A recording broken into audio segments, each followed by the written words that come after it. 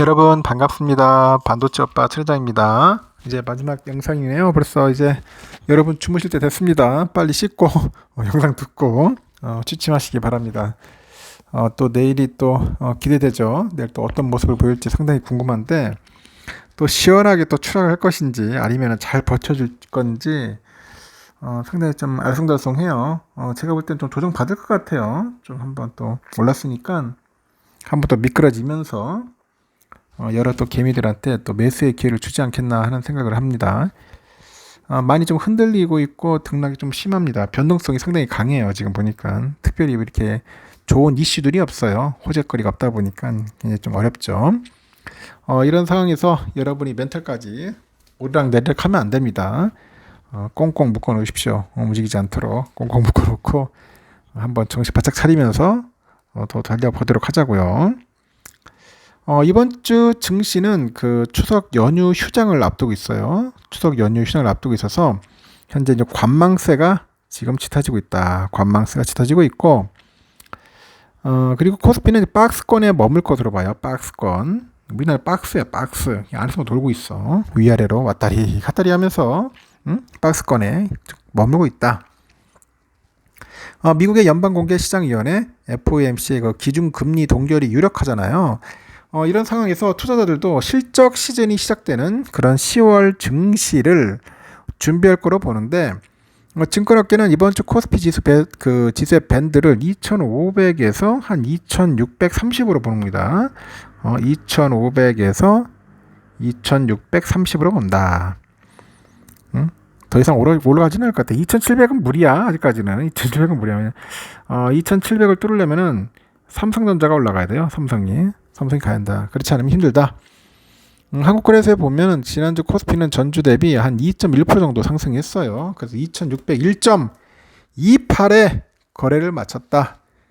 한 달 동안 2,500대에서 아주 지저분한 그런 흐름을 이어갔어요. 지난 15일 2,600선을 되찾았는데 이 코스피에서 기관애들이 많이 샀어요. 2조 4,346억 순매수했고, 개인들 1조 8,847억, 외국인 6,300억 순매도했습니다. 무슨 생각으로 기관애들이 이렇게 많이 샀을까? 2조 4천억씩을. 얘들이 좀 의아스럽습니다. 지금 보면은 기관애들이 이렇게 살 리가 없는데, 오는 19일에서 20일에 미국의 9월 FOMC가 열립니다. 19일에서 20일 정도 현지 시간으로. 그리고 한국 시간을 기준으로 해보니까 한 21일 새벽 회의 결과가 발표될 것 같아요. 시장에서는 기준금리가 동결될 가능성을 높게 보고, 또 시카고 상품거래소에서도 패드워치 해보니까 금리 동결 확률은 97%인데 금리는 동결할 것 같아. 금리는 동결하는데 도대체 어떤 소리를 할지, 뻘소리를 할지 상당히 궁금합니다. 뻘소리를 할지가 궁금해요. 연말에 또 한 차례 더 금리를 인상할 수 있다는 그런 지적도 있어요. 지적도 있고, 하여튼 패드워치에 따르면은 11월과 12월 이쪽 금리 인상 확률은 33%, 47%로 이제 관측이 되는 거죠. 관측이 된다. 저도 상당히 궁금합니다. 지표 방향성이 서로 엇갈리고 있어요. 그러다 보니까 연준이 긴축을 더 강하게 할지 완화할지 그런 입장을 정하기가 힘들어요. 상당히 힘듭니다. 투자자들도 연내 추가 금리 인상 여부에 대한 판단을 유보하고요. 지켜보자. 뭐 그런 이야기들도 있고요. 지난달 미국의 소비자 물가지수 CPI죠. 이 CPI에 대한 우호적인 해석은 개인들 투자자 중심의 공격적 투자 심리가 결합을 해서 경계심 속에서 지수의 급한 하락을 제한해줄 소재로 기대가 되는데, 이 FOMC에 대한 경계심을 무시할 수 없죠. 무시할 수 없는 만큼 연속성 있는 반등을 확인하기는 어렵겠지만은 단기적으로 하방 부담이 완화됐다는 관점에서 종목 중심의 대응 필요성은 타진해 볼 수 있다. 그런 이야기를 합니다. 하여튼 FOMC에 대한 경계감은 좀 살아있을 것 같습니다. 여러분, 제가 볼 때는 여기서 어떤 또 연준 위원이 뻘소리를 할까봐 걱정이에요. 지금 연준 의장이 또 매파가 되면은 또 폭락의 계절이 오는 거고, 그냥 뭐 어리버리 하면은 그냥 가는 거죠. 그냥 흘러갈 것 같고요. 증권가에서는 이번 주 지수가 박스권 흐름을 보일 거로 보네요. 추석 연휴 장기 휴장을 좀 앞두고 있어요. 그리고 관망세가 또 유입될 것 같고요. 단기적으로 코스피 거래대금이 줄어든 상황인데 추석 연휴 휴장을 앞두고 있다는 점에서 투자자들 사이에서 관망의 기조를 갈 것 같다. 관망의 기조를 가지 않겠냐, 그런 이야기가 있습니다. 다만 밀리의 서재, 뭐 두산 로보틱스 등 대형 그 기업 공개가 진행되고 있어요. 그런 걸 주목해야 합니다. 밀리의 서재 아주 좋아요.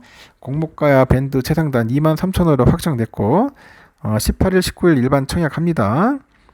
지난주 수요 예측을 마친 두산 로보틱스 20일, 20일 일반 청약 나섭니다.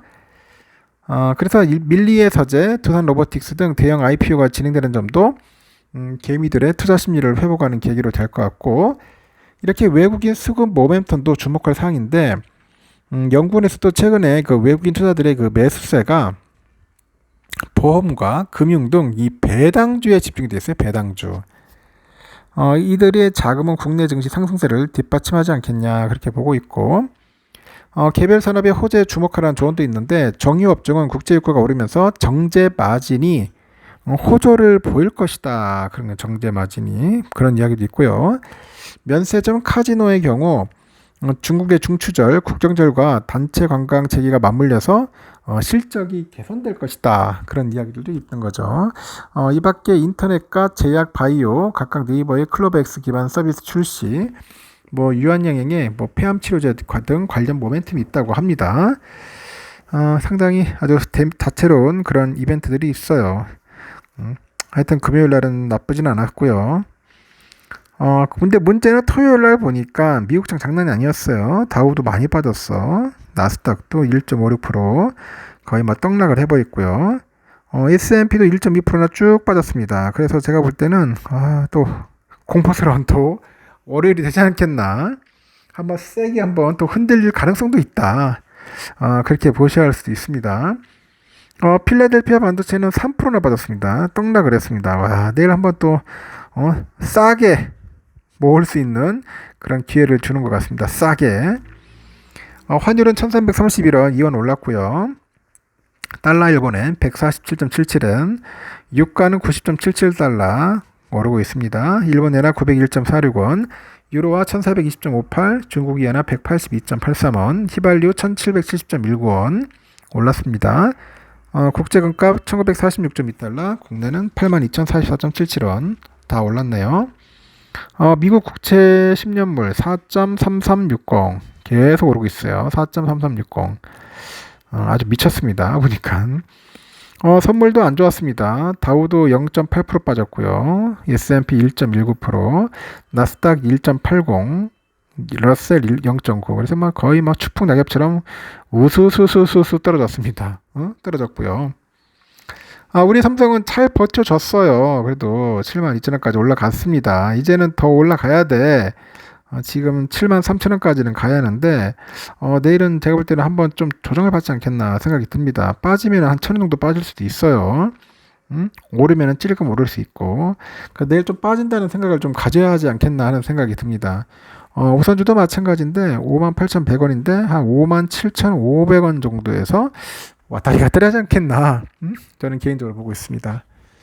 내일 썩 좋지 않습니다. 저희 내피셜이에요. 뭐 믿거나 말거나 여러분들 알아서 하십시오. 여러분의 내피셜은 여러분대로 하시면 됩니다. 나 여기까지 하겠습니다. 그렇게 썩 좋지 않을 것 같으니까 너무 상심하지 마시고 기회를 엿보시길 바랍니다. 편안히 주무시고 내일 새벽 6시에 뵙도록 하겠습니다. 여러분 굿나잇.